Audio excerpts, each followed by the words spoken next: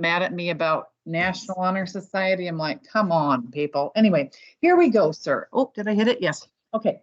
So what variety of experiences do you think you gained from being in GTELS?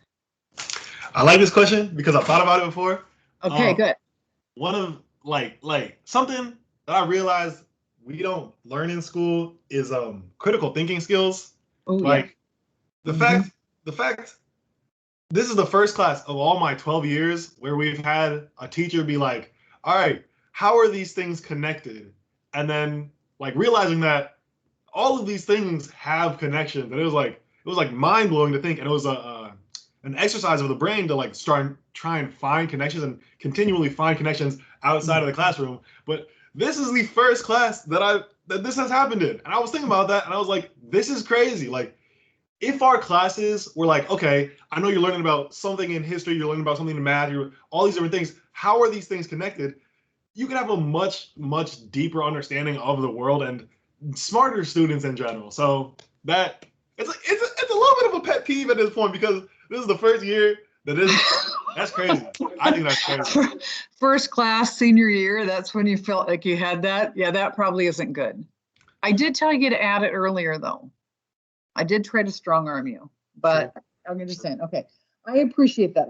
I agree. I think, and the book that I was reading that I told, I think you and Georgia and Gabi about is that Cultivating Genius, she calls it criticality, right? And that we should be constantly doing a critical lens on everything that comes in, right?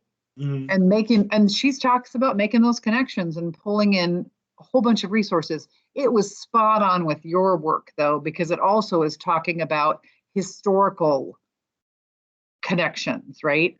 Mm-hmm. But using historical connections as a call to action. And I'm like, spot on, right? That was all you. You could have written the book. Anyway, okay. So I'm guessing I don't have to. So the next question was, what was the most valuable part of the course? But I'm guessing you answered that. So critical thinking. Okay. So do you think that came through the share and connect sessions? Yes. Too? 100%. Okay. So that pretend like I'm not going to talk and you're talking about it. Explain to the audience what share and connect was for you and why you thought that was important remotely. So does it have to be like specifically remotely? Because I think it's just like in general, I think it's good. No, or how it worked remotely too. Yeah. Yes. So when we were learning, all of us had independent courses and we'd come together once or twice a week to share what we had learned. And then regardless of what our topics were, we had to come up with connections between all the topics. And the first person would be able to share, the second person would be able to share theirs and then connect with the first person, third person would share, connect with the first two, fourth person continuing to connect. Yeah. So you'd have really intense, long connections between all these different ideas, and it just get your brain thinking about how all these things are connected and how everything, specifically for my topic, history, all history is connected because that is how time works. And like, there's no, I could go on a rant about how we think that like we're past the age of time and past the age of history and how like, but that doesn't matter. So with the critical thinking, it helps to highlight the fact that for me specifically, history is all connected. We're not post-history. Like, we're still in an age where things are happening. And but even for other courses that weren't about history, they were super interesting because my connections to them were on a historical basis where you could say, okay, you're talking about religion. Well, what's the history behind that? How is there different histories from different places around the world? And for other courses where we talk about education, it'd be, okay, where did the history of education come from? And where has our education been tainted by certain histories, certain racist histories here and there, different types of history? So that was super interesting. And then with those connections outside of class, I started to like think more and more about like there's so much that we just like, we take it as is, but we don't think about it further. Like the way we're taught, the things we're taught, we never think to be like, maybe our history classes are like they're being brought to us by a specific group of people to serve a specific group of people, and without the critical thinking skills of what's the history behind this, bringing history into how we have the present day, you wouldn't be able to realize that like there's racism embedded in all of America, all of society, and yeah, that was my takeaway from this. But critical thinking in general is just a really good skill because it can be spread throughout all topics and all different things. So yeah. Exactly. That's exactly the method to my madness with Share and Connect. And when the kids, not your blog, because you guys were doing an entirely different type of blog, but when they're taking their class, one of the things they have to do in their third post is to ask themselves critical thinking questions like the now what? What do I need to know more? Because I don't think we do. You're right. I don't think we do that enough. Yeah, exactly. Okay. How did this course change your perception or deepen your understanding about you as what would be classified as a gifted and talented learner? Like, how do you mean? Like okay, like how your brain works, how you like to function, how you like to learn more, because this is more autonomous and open-ended. Is that did that fit better with your brain, your style? You know what I mean? Yeah. I think the what would you call it? The being able to choose your own course was very beneficial in making me learn about like if you're not passionate about, if you don't get to choose, if you're being forced to learn something that you don't care about, what you're learning becomes redundant. Like you're not gonna care about it. You're not gonna take it in long term and understand it. And at that point, you're just wasting your time. And wasting time usually ends up wasting money for like administrators, for teachers, for all these different people. So there's also like a capitalist perspective to like give a little incentive to teaching children or letting children learn what they want to learn. So I thought it was super helpful to have the choice of what I wanted to learn.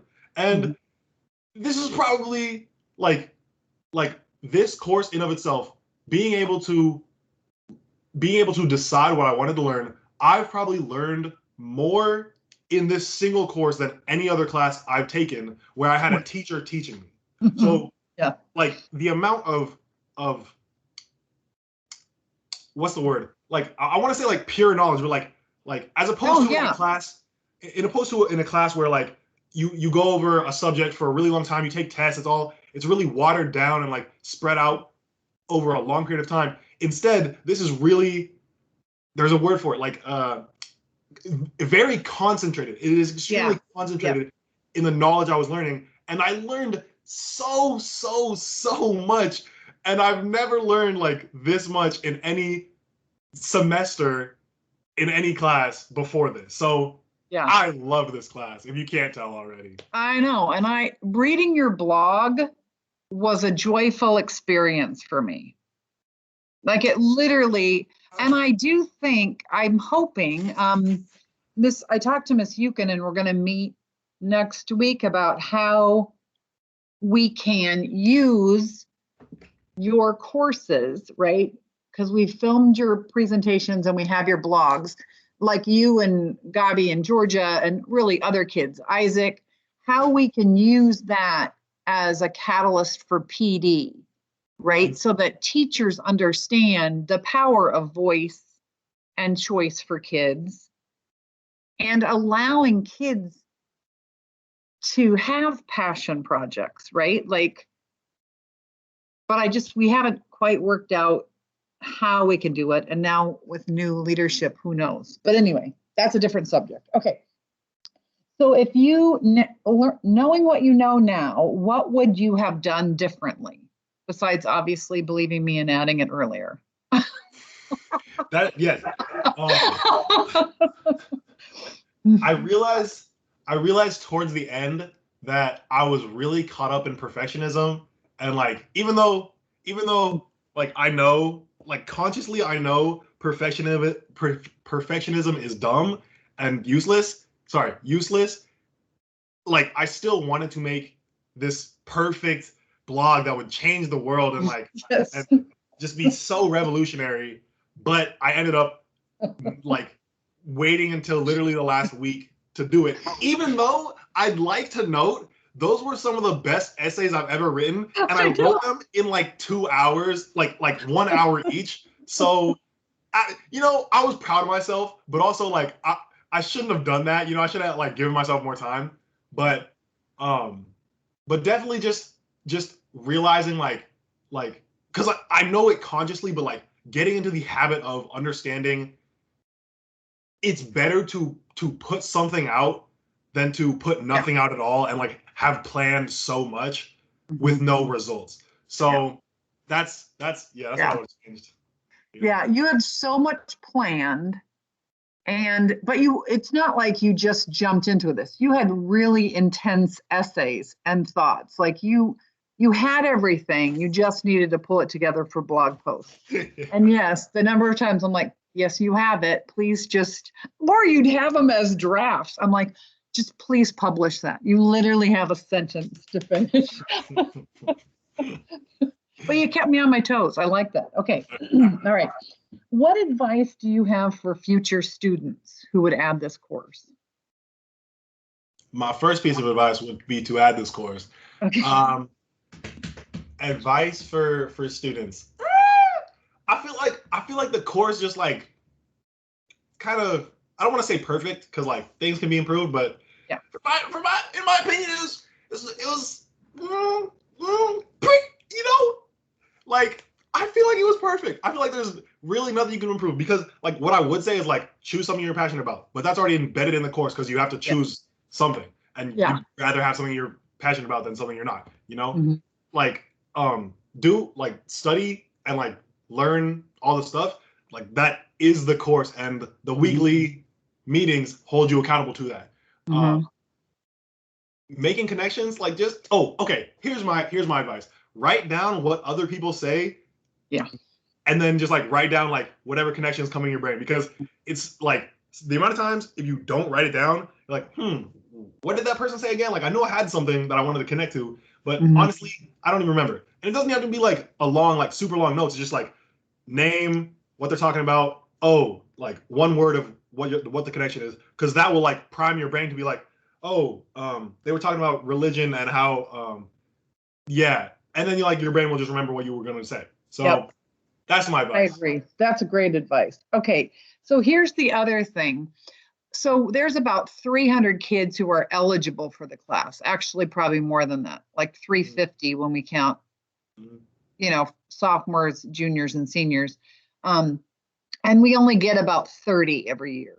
So how do you think, and I don't really want more than 25 a semester because, it's like, I got other stuff I got to do too, but how do you think I need to approach recruiting kids, or where do you think I'm losing that battle? What do you think they're afraid of? So the first time I heard about it, I think was when I came into your office with Anna, and she was telling me that she was in the course, and to me it just sounded like oh, I'm gonna be like doing extra work, and that doesn't sound like fun, because like up until that point, class was just like, oh, it's something that you have to do. It's not something that's fun. It's like, for the most part, it's just really boring and monotonous. And but I feel like I was just watching a video about persuasion today. So hey, actually, I have notes on it, literally right here. Okay, so, all right, hit me. So so there's only 3 that apply to this, but literally saying the word because, like, oh, you should join this course because, like, people don't care what you say afterwards. If you say because, they're just gonna assume that whatever you say afterwards is a good point, like subconsciously. So be like, oh yeah, you should take this course because you'll enjoy it, or like because the actual reason that like it's a good course, like, oh, you get to learn about something you're passionate about, you get a blah blah blah, you get a blah blah blah blah blah. You know what I'm saying? That will help them to be like, this is actually a good idea. Second thing, second thing, on this on my notes is a yes ladder. So you could say something. It's like saying things that are priming them to respond with yes by asking increasingly